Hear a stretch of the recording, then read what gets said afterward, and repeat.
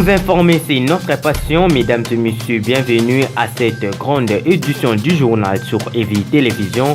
Voici les principaux titres. Le président de la République, Félix Antoine Tshisekedi Tshilombo, a participé à une messe d'action des grâces dimanche 1er janvier 2023 à la cathédrale Saint-Jean de Bonzola, au cœur de la ville de Mbuji-Mayi.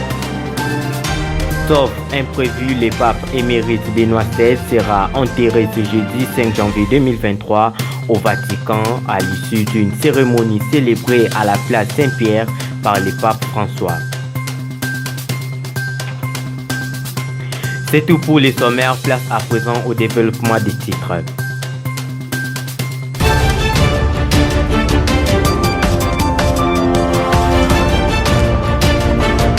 Il ne s'est jamais écarté de la volonté de Dieu. La preuve en est qu'à sa prise du pouvoir, le président de la République, Félix Antoine Tshisekedi Tshilombo, avait recommandé la RDC entre les mains de Dieu. C'est dans cette logique qu'il a choisi de débuter l'an 2023 avec Dieu. Le chef de l'État a assisté à la messe célébrée ce dimanche 1er janvier 2023 en la cathédrale Saint-Jean-Baptiste de Bonzola à Mbuji-Mayi, célébrée par Monseigneur Bernard-Emmanuel Kassanda, évêque du diocèse de Mbuji-Mayi. Le président de la République était accompagné de sa famille biologique, premier vice-président du Sénat, de quelques membres du gouvernement, ainsi que de Patrice Mathias Kabea Machi Abidi, gouverneur de la province du Kasaï oriental. Dans son homélie de près d'une demi-heure, l'officiant a axé sa prédication sur la discrétion qu'avait Marie lorsqu'elle avait conçu Jésus. Elle méditait tout dans son cœur, selon Luc chapitre 2 du 16 au 21e verset. Une homélie centrée sur un bon nombre de bénédictions pour la nation conformément au livre des Nombres, chapitre 6 du 25e au 26e verset. Frères et sœurs, nous avons célébré et continuons encore à célébrer avec liesse la fête de la nativité de Jésus Emmanuel, c'est-à-dire Dieu avec nous. Jésus qui est venu nous visiter est prince de la paix. Et en cette solennité de la Vierge Marie, Mère de Dieu, et en cette journée mondiale de la paix, apprenons à cultiver la paix dans nos vies. Les Saintes Écritures ne disent-elles pas « Heureux les artisans de paix » ils seront appelés fils de Dieu. Cette célébration eucharistique était une symbolique pour le chef de l'État de communier avec sa base naturelle et lui présenter ses vœux les meilleurs pour l'année 2023. Eyo toi sakidila banga banga njinganji kunu jingila chijimu chifia chilenga. Bonne année, bonne santé. Nzambi kala nenu anutuampanda chijimwechi chikala chimpa mena mwana wa mwena Kasai ni mwana wa mwena Kongo mujima chakucho kato mumiji mwinji ngenza bwakulengeja koku chitutubikila mu français quotidien wa bana betu ba mu Kongo mujima même apa mani gouvernement wanyi ni ba député bonsu ba dibatwa bantwanya makumi kolo muchisumbu chetu tubikila union sacrée tudi tunoela toi sakidila bwa soutien unu batuvesha bukola bunu nutuvesha tunulomba kabiji nutu sakidila kabiji biji mbikwa bya confiance tumona mushindu wa kwenza mujimu.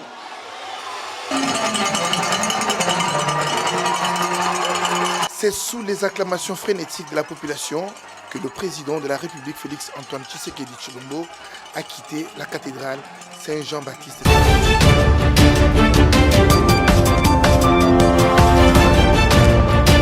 Aujourd'hui, l'évêque a parlé. Il a remercié le chef de l'État pour beaucoup de réalisations déjà faites. Et encore, il a fait des demandes, mais sachant combien le chef de l'État porte le peuple kassaïen, combien il ne jure que pour ses frères et sœurs du Kasaï, je crois que ce ne sont plus de promesses. D'ici la fin de l'année, vous allez voir, Mbuji-Mayi aura un autre vent. Mbuji-Mayi va porter une nouvelle robe. Mbuji-Mayi va revenir.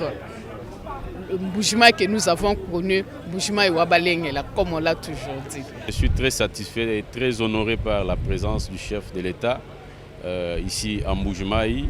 Nous étions très heureux d'entendre les discours très émouvant, mais surtout très édifiant de l'abbé, Monseigneur. En tout cas, nous tenons à soutenir les chefs de l'État puisqu'ils les méritent. Tout le peuple congolais est conscient qu'il a la bonne foi et la volonté de changer les choses. D'abord, nous sommes très réjouis, c'est-à-dire c'est une bonne considération. Nous trouvons que le président de la République considère toute la population comme étant son entité. Et nous sommes très contents d'avoir quitté Kinshasa et d'honorer la province de Kasai oriental.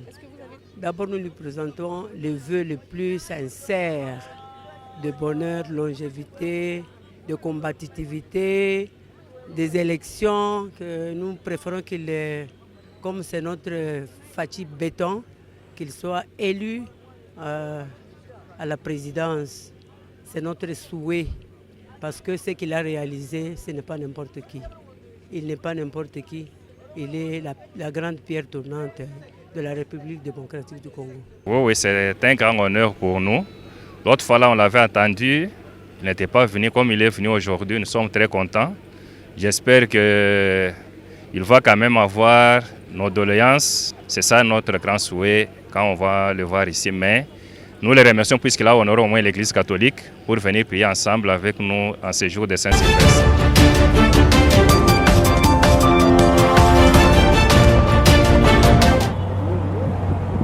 Le président de la République, Félix Antoine Tshisekedi Tshilombo, a visité ce samedi 31 décembre 2022 différents chantiers d'infrastructures dans la ville d'Mbuji-Mayi.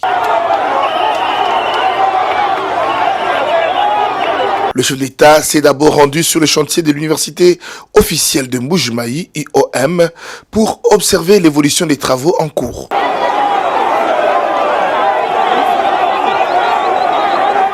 Le président de la République s'est ensuite rendu au complexe scolaire Kalenda Modishi où les travaux de rénovation et d'agrandissement de ce fleuron des écoles de Mbuji-Mayi seront bientôt achevés.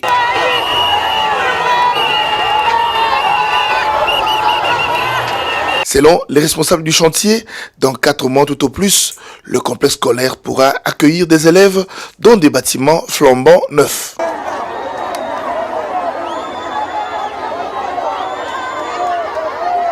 Enfin, le chef de l'État a clos sa tournée par une visite au stade Kachala Bonzola, dont les travaux de réhabilitation devraient débuter prochainement pour redonner son lustre d'antan à cette infrastructure sportive dotée d'une pelouse synthétique et d'une capacité d'accueil de 23 000 places.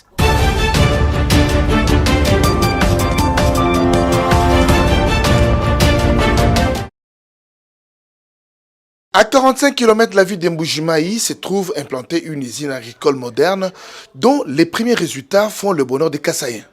Soucieux du bien-être de ses concitoyens, le président de la République, Félix Antoine Tshisekedi Tshilombo, s'est privé du faste de Nouvel An pour visiter la base agricole d'Nkwadi. Sur place, il a visité l'usine et obtenu toutes les explications sur le fonctionnement et la transformation des produits.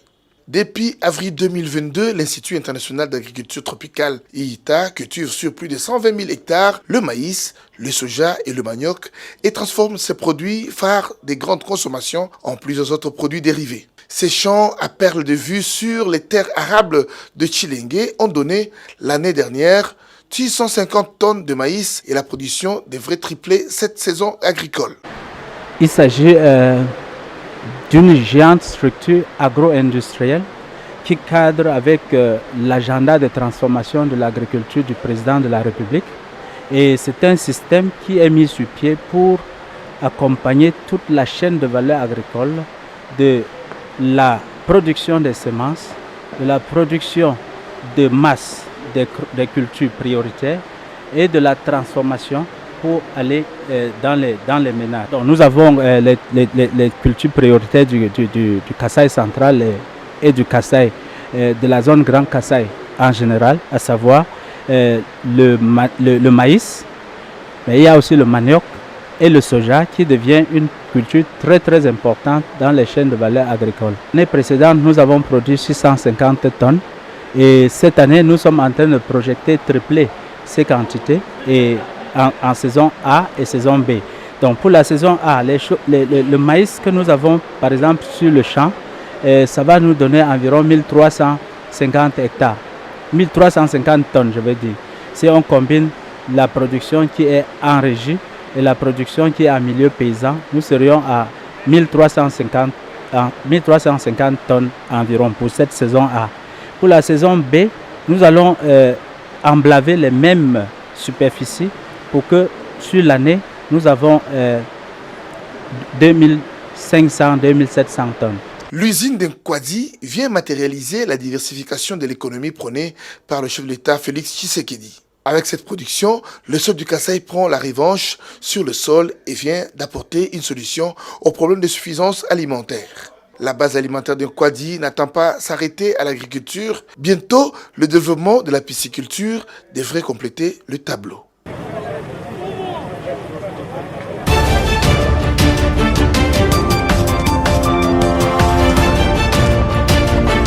Il était une figure emblématique dans l'Église catholique universelle. Le pape Benoît XVI s'est éteint dans la matinée du samedi 31 décembre 2022 au Vatican. Certes, le pape émérite Benoît XVI, de son vrai nom Joseph Ratzinger, est né le 16 avril 1927 à Markel dans l'État libre de Bavière en Allemagne.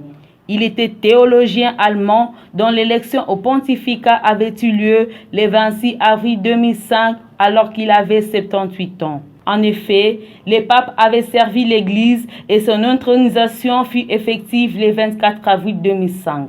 Fier d'honorer ses engagements, il fut dévoué au service de l'Église malgré son état de santé qui, devenant précaire, lui poussa à renoncer au pontificat le 28 février 2013 à l'âge de 85 ans. Son passage à la tête de l'Église catholique est de 7 ans, 10 mois et 9 jours. Fort malheureusement, à 95 ans précisément, le 31 décembre 2022, le pape Benoît XVI est mort et sera enterré ce jeudi 5 janvier au Vatican. Cependant, l'Église retient de lui plusieurs souvenirs et ressent tant de gratitude, a déclaré le pape François en fin d'après-midi lors d'une cérémonie à la basilique Saint-Pierre.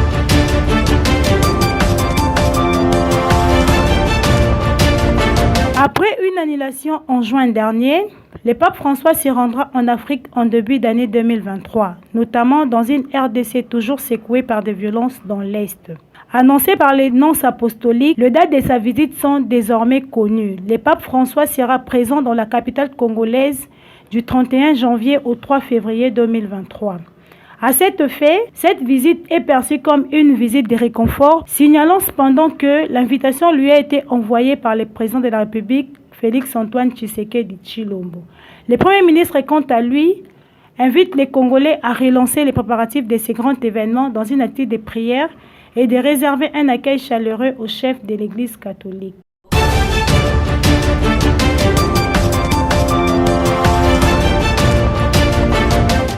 Sans passer par 4 chemins, l'agence américaine de recherche sociale Géopol avait indiqué vendredi dernier que le président sortant Félix Tshisekedi est bien parti pour succéder à lui-même. En effet, 64% des Congolais sont favorables à un second mandat de Félix Tshisekedi Tshilombo à la tête du pays, d'après l'enquête du baromètre Géopol. Certes, ce sondage a été réalisé du 15 novembre au 18 décembre 2022 sur l'ensemble du territoire national se base sur les baromètres sociopolitiques du pays. Selon ces rapports de Géopol, à l'approche des élections à la fin de l'an 2023, le président Félix Tshisekedi est largement favori devant d'autres candidats comme Martin Fayulu 18%, suivi de Moïse Katumbi 16%, Joseph Kabila, Matata Ponyo et Jean-Pierre Bemba qui ont chacun environ 4 à 5%. Dans cet aspect, les Congolais saluent avec fierté les actions du chef de l'État Félix Antoine Tshisekedi Tshilombo dans les secteurs de l'éducation, des infrastructures et la sécurité. Rapport Géopol qui relève aussi des inquiétudes liées au chômage et à la précarité quotidienne de ses compatriotes. Il s'est dénoté que le baromètre sociopolitique Géopol est une initiative visant à collecter des données rapides, précise et solide sur les principaux problèmes sociaux et politiques dans les pays en développement. Il utilise des sondages à grande échelle en face à face, soutenus par une technologie de pointe qui rationalise les processus d'enquête et garantit l'intégrité des données.